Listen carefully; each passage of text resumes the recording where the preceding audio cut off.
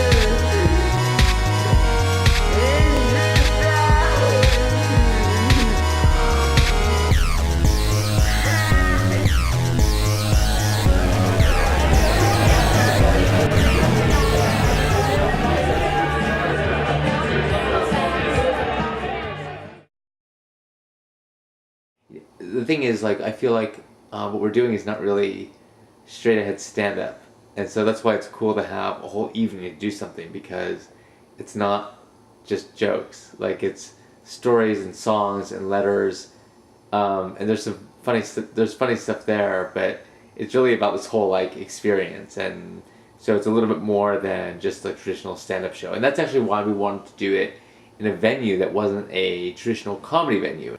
We were thinking, we've done a lot of, in the past, done a lot of shows with a lot of other people on them. So I'm on stage for 10, 15 minutes, and we were thinking, we have like a couple years worth of material that we've done either live or on video, and sort of the idea was, how could maybe it'd be fun to sort of put something together as sort of an evening with Jason Verlaine, an evening with me, called Bent Out of Shape, that would sort of bring together lots of pieces from like the last couple of years. So some things that we just did, and some things we've done before, and some things that we just love to do. I was thinking the other day about like, why did I even decide to do this in the first place? And I was talking to some friends, and I was reminded as I was sort of going through like, why am I doing this in the first place?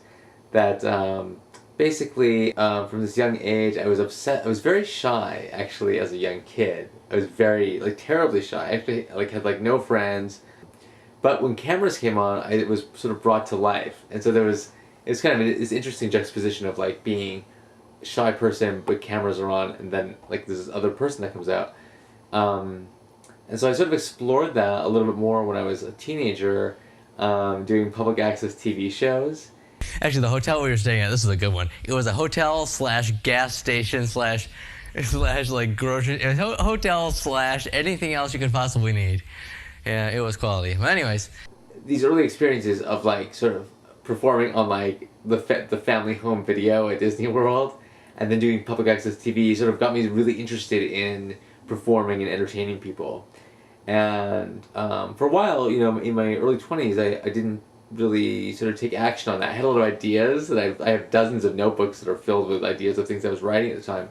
But finally I decided, okay, well, I want to do something with this, and I want to perform and bring these stories, things I've been thinking about, thoughts I have, out to people. And so we began doing, when I say we, my friend Phoebe Johnson, who's been producing stuff with me, we sort of like started doing some videos online, and then, ultimately led to doing live performances and videos.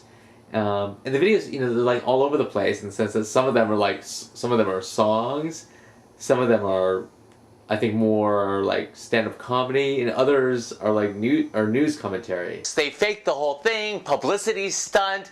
I am outraged, and you should be too. I remember when I was first thinking about performing, putting stuff online, I thought to myself, well, I definitely want to have a stage name, because that's what you always hear is like, don't use your real name. People always say that, because then stalkers, God only knows what. And so I thought to myself, okay, well, I have to have a stage name. So I went through like a number of them, and I used to hang out at this bar where I'd always have martinis. The bar was called Verlaine, and someone was just like, well, you're here all the time. We all call you Jason Verlaine anyway, because you come here all the time. So why don't you just use Jason Verlaine? I was like, oh, that's great.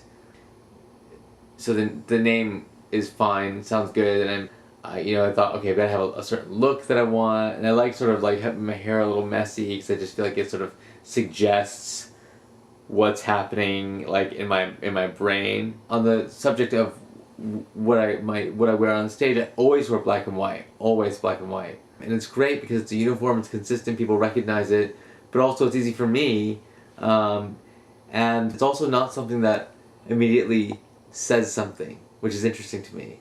Like it's not, if I was wearing flowered shirts, yeah, okay, well I have red socks on, hello. Yeah, so that's one thing, that's a good point. I am wearing red socks, and I often wear colored underwear. So underneath the black and white, there's a lot going on.